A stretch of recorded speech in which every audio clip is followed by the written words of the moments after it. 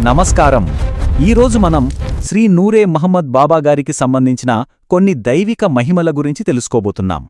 ఒక నిర్దిష్ట గ్రంథం ఆధారంగా ఆయనకు ఎలాంటి అద్భుత శక్తులున్నాయని భక్తులు నమ్ముతారో, ఆ నమ్మకాల వెనుకున్న కథలేంటో కాస్త లోతుగా చూద్దాం పదండి. జీవితంలో కొన్నిసార్లు అస్సలు దాటలేని అడ్డంకులు ఎదురవుతాయి కదా. అప్పుడు మనసు దేనికోసం వెతుకుతుంది? ఏదైనా అద్భుతం జరగదా అని చూస్తుంది. ఒక చిన్న ఆశ కిరణం కోసం ఎదురుచూస్తుంది. సరిగ్గా ఈ అన్వేషణే మనల్ని విశ్వాసం వైపు నడిపిస్తుంటుంది. ఇక్కడే ఈ కథలోకి శ్రీ నూరే మొహమ్మద్ బాబా గారు వస్తారు. ఆయనే ఈ కథకు కేంద్ర బిందువు. మూలగ్రంథం ఏం చెప్తోందంటే, ప్రతి ఏటా జరిగే ఉరుసు ఉత్సవంలో, అంటే ఒక పుణ్యపురుషును వర్ధంతి సందర్భంగా జరిపే వేడుకనమాట, ఆ ఉత్సవంలో జరిగే ఒక ప్రత్యేకమైన గుర్రపు సవారీ ఉంటుంది. ఆ సమయంలోనే బాబా మహిమలు చూపిస్తారని భక్తులు చాలా బలంగా నమ్ముతారు. సరే, మరి ఆ మహిమలేంటో చూద్దాం. అందులో మొదటిది సంతాన భాగ్యం. ఇది చాలా చాలా ప్రాథమికమైన కోరిక కదా. ఒక కుటుంబాన్ని కట్టుకోవాలనే ఆశ ప్రతి ఒక్కరిలోనూ ఉంటుంది. ఈ సమస్య చాలా సున్నితమైంది, అంతే లోతైంది కూడా. పిల్లలు లేకపోవడం వల్ల కలిగే ఆ మానసిక వేదనను మాటల్లో చెప్పడం నిజంగా కష్టం. ఆ బాధతోనే ఆఖరి ఆశగా ఎంతోమంది భక్తులు బాబాను ఆశ్రయిస్తారని ఈ గ్రంథం చెప్తోంది. మరి నమ్మకానికే ఒక పద్ధతి ఉందని కూడా గ్రంథం సూచిస్తోందండోయ్. అదెలాగంటే, ఈ ప్రయాణం ఉరుసులో ఆ గుర్రపు సవారీని చూడటంతో మొదలవుతుంది.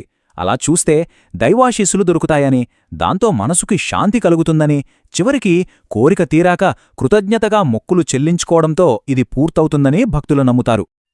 చివరిగా దక్కే ఫలితమేంటి? వంశాభివృద్ధి. అంటే తమ వంశం ఆగిపోకుండా ముందుకు కొనసాగుతుందన్నమాట. ఇదంతా బాబా దయవల్లే సాధ్యమవుతుందని భక్తులు బలంగా విశ్వసిస్తారు.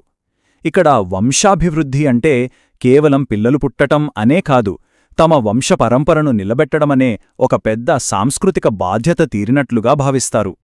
సరే, సంతానం తర్వాత మనుషులు ఎక్కువగా కోరుకునేదేంటి? ఆరోగ్యం. కరెక్ట్.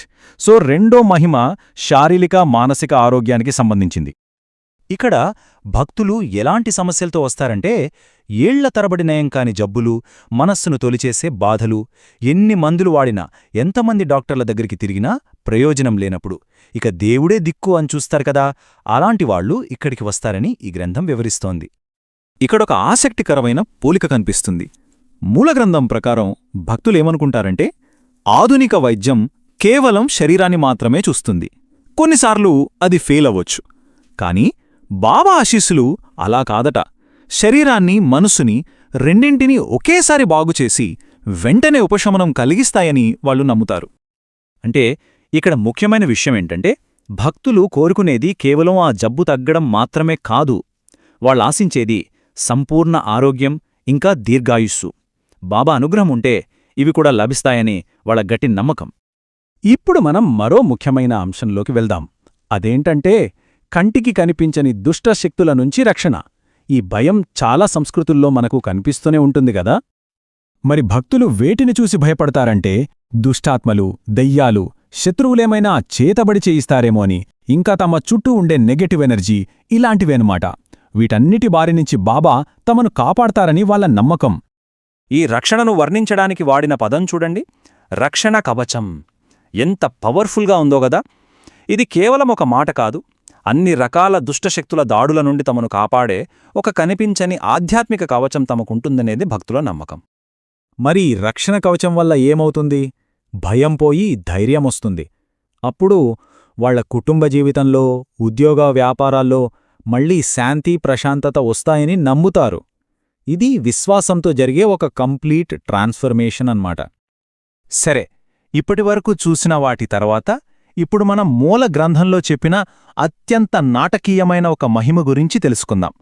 ఇది వింటుంటే ఒక చిన్న కథలా అనిపిస్తుంది. ఈ కథ ఒక చీకటి ప్రపంచంతో మొదలవుతుంది. అంటే పుట్టుకతో కళ్ళు లేని ఒకరి జీవితం, కంటిచూపు లేకపోవడం ఎంత పెద్ద సవాలు. సో ఈ మహిమ ఎంత ముఖ్యమైందో మనకు ఇక్కడే అర్థమవుతోంది.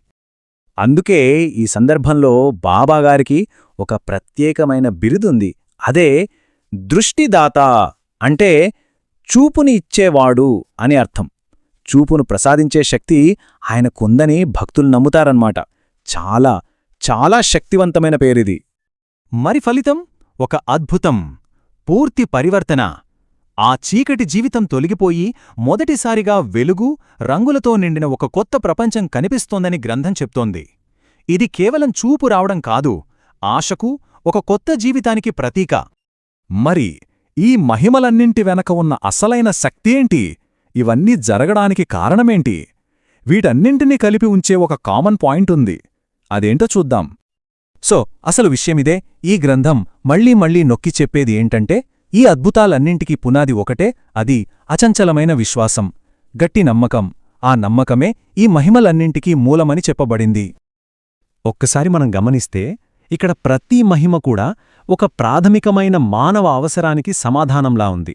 ఒక కుటుంబం కావాలనే ఆశ, ఆరోగ్యంగా ఉండాలనే అవసరం, భద్రంగా ఉండాలనే కోరిక, మంచి భవిష్యత్తుండాలనే ఆశ. ఇవన్నీ మనందరిలో ఉండేవే కదా. దీంతో మనం మళ్లీ మొదలుపెట్టిన చోటుకే వచ్చాం. ఆ ఉరుసులో జరిగే గుర్రపు సవారీ. అది కేవలం ఒక కార్యక్రమం కాదు, అదొక శక్తివంతమైన చిహ్నం.